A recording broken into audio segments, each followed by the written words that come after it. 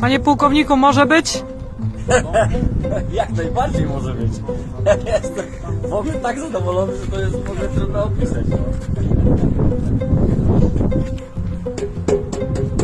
한국과 폴란드의 방산 계약에 따라 한국 무기를 대거 도입한 폴란드의 전력 강화가 매우 빠른 속도로 진행되고 있습니다. 특히 만 2년이 지난 현 시점 도합 200대가 넘는 첨단 기갑 장비를 손에 넣은 폴란드인데요. 처음에는 한국산 무기에 대해 반신반의한 태도를 보였던 폴란드 현지 군인들도 시간이 지날수록 한국산 무기에 대한 막대한 신뢰감을 보이고 있습니다. 지난 24일 폴란드 16기계화 사단 SNS에는 한국에서 도입한 천무 다연장 로켓의 훈련 영상이 공개가 되었습니다. 게시글에서는 나폴레옹 보나파르트의 명언을 인용하여 전쟁은 더 강한 포병을 가진 쪽이 늘 승리한다 라는 말과 함께 호마르케이의 실전 훈련 영상을 공개했습니다. 폴란드 포병들은 239mm 한국산 GMLRS 천무 유도 미사일 6발이 탑재된 포드를 직접 호마르케이에 실으면서 사격 훈련 전반에 대한 준비를 마친 상태인데요. 이는 곧 폴란드 내에서 천무 다연장 로켓의 첫 사격 테스트가 진행될 것임을 알리는 것이었죠. 이에 폴란드뿐만 아니라 러시아에게도 끼치는 영향이 상당할 것으로 보이는데요. 호마르케이가 배치되어 있는 16기계화 사단은 러시아 칼리닝그라드와 국경을 마주한 지역에 위치한 무대로 사거리 약 300km의 CTM-290을 장착한 호마르케이는 러시아 영토인 칼리닝그라드 전역과 함께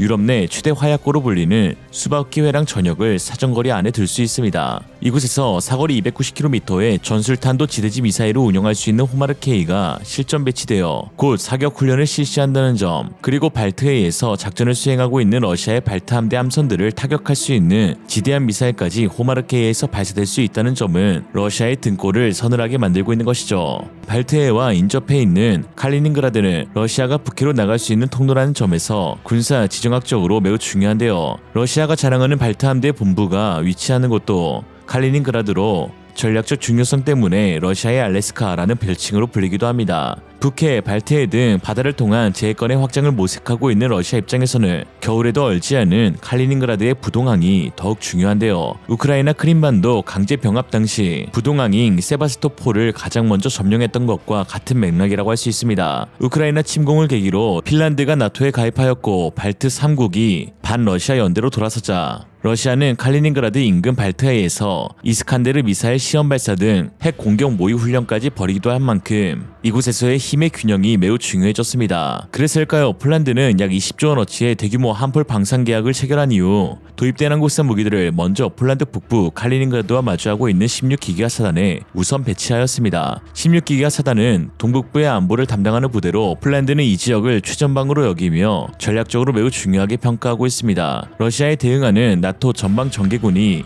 이곳 오지스 등에 주둔하고 있는 것도 이런 까닭이죠. 사실 폴란드 16기계화 사단에서 호마르케이가 운용될 수 있었던 주된 이유 중 하나는 한국 방산 업체들의 빠른 납기 덕분입니다. 폴란드군은 북부의 핵심 기계화 사단으로 16기계화 사단을, 그리고 남부 우크라이나 국경 지역의 핵심 기계화 사단을 18기계화 사단으로 정하여 북부인 16사단에는 기동성 위주의 기갑 장비 K2 전차와 하이마스, 18기계화 사단은 화력과 방어력 위주의 기갑 장비인 M1 에이브람스 전차와 호마르케이를 우선적으로 배치시키기로 했습니다. 그러나 하이마스의 제조사인 로키드 마틴과 호마르케이의 제조사인 하나 에어로스페이스의 납기의 현격한 차이는 전력 배치의 우선순위마저도 바꾸어버렸는데요. 18기계화 사단에서는 포대당 8대의 호마르케이로 구성하여 3개의 포대를 1개 대대로 설정했는데 이에 현재 총 6개 포대, 2개 대대, 48대의 호마르케이가 이미 18기계화 사단에 인도되었으며 이로 인해 남은 잔여 물량이 16기계화 사단으로 조속한 배치가 이루어질 수 있었던 것입니다. 반면 16기계화 사단에 배치되기로 했던 하이마스의 입고는 매우 늦어졌는데요. 지난 21일 드디어 5년 만에 폴란드가 구입한 미 로키드 마틴의 하이마스 20기 중 마지막 물량 2대가 폴란드에 도착했다는 소식이 전해졌습니다.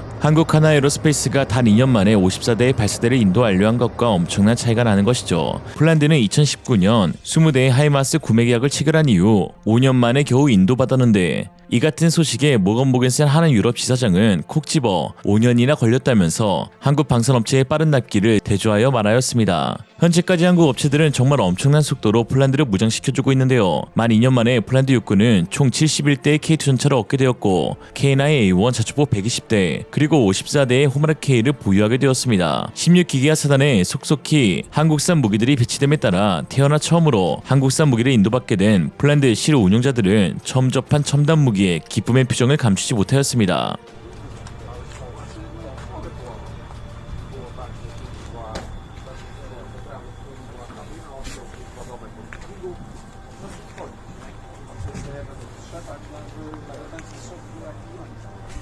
Panie pułkowniku, może być?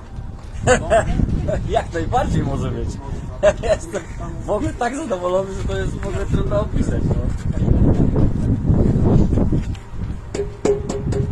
제9 기갑여단이 소속된 16기가 사단의 마그달레나 코신스카 대변인은 K2 전차의 통신 장비를 포함해 사격 통제 장치 등 내부 시스템은 그동안 폴란드에서 다뤄보지 못했던 기술들이라고 설명했습니다. 대변인에 따르면 이 부대는 현재 7대의 탱크를 인도받았으며 연말까지 추가 배치가 예정되어 있는데요. K2를 인도받기 전까지 제9 기갑여단은 폴란드의 PT-91 트바르디 전차를 운영하고 있었던 여단으로 PT-91 전차는 과거 공산권의 베스트셀러였던 러시아제 T-72 전차를 성능 개량한 모델입니다. PT-91 트바르디 역시 말레이시아에 수출되는 등 좋은 전차로 알려져 있지만 최신의 전차 중에서도 뛰어난 첨단 기술을 보유한 K2 표에는 비할 바 못되는데요. 이에 폴란드 전차병들은 PT-91과 K2 전차의 성능적 격차는 50년을 뛰어넘는다 라고 말하기도 하였죠. 특히 K2가 지니고 있는 특유의 사격 통제 장치와 자동 장전 장치, ISU 서스펜션과 같은 첨단 기술들은 모두 한국에서 개발되었다는 점이 더욱 뜻깊은데요. 최근 한 국내 언론사와 인터뷰를 진행한 김희환 현대로템 고문은 K2 전차야말로 이 시대 최고의 전차라면서 한국 군사력의 지표로서 K2 전차의 우수한 성능을 꼽을 수 있다라고 했습니다. 현재 대한민국 방위산업이 해외에서 따낸 무기 공급 계약이 100조 원을 눈앞에 두고 있는데요. 국내 4대 방산기업인 하나에어로스페이스, 현대로템, LIG넥스원, 한국항공우주산업의 수주잔고는 올 상반기 기준 약 91조 5,500억 원입니다. 1960년대까지만 해도 총알 하나 제대로 만들지 못했던 한국은 작년 140억 달러, 19조 3천억 규모의 무기를 해외 12개국에 팔 정도로 성장한 이후 전차, 미사일, 자주포 등의 품질과 성능이 높다는 평가를 받으며 방산 수출 세계 10대 국가로 발돋움하게 되었습니다.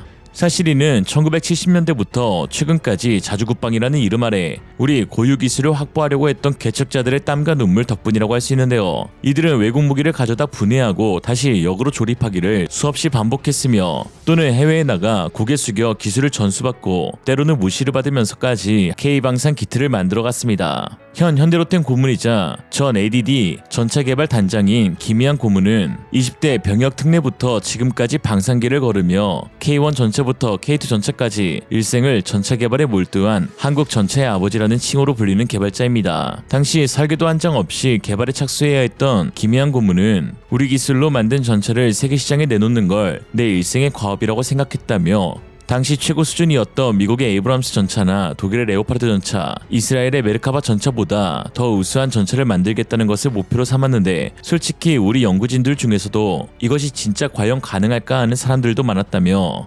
회상하였습니다. 실제 전차를 만드는 과정은 실패의 연속이었다고 회상하는 그는 연구원들에게 오류를 최소 1000개는 찾을 각오로 꼼꼼하게 테스트해야 한다고 입버릇처럼 강조하였습니다. 4.1m의 수심에서 활동하는 전차를 만들기 위해 현대로템 직원들이 탄 전차 객실을 크레인으로 들어 물에 집어넣기도 했으며 어느 날 갑자기 주포가 회전을 하지 않는 일이 생겨 며칠 발을 동동 굴렀는데 핵심 부품에 물이 차서 생긴 일이라는 걸 뒤늦게 발견하는 일도 있었습니다. 그러던 중 2006년 처음 전차 주포 사격 테스트를 하던 날 주포 3발을 쐈는데 관역 귀퉁이에 20cm 간격으로 포탄이 명중하는 것을 보고 눈물을 왈칵 쏟아내었던 김 고문은 자신감을 얻었고 이후 꾸준한 연구 개발로 오늘날 세계 최고의 전차 K2를 탄생시키게 된 것이죠.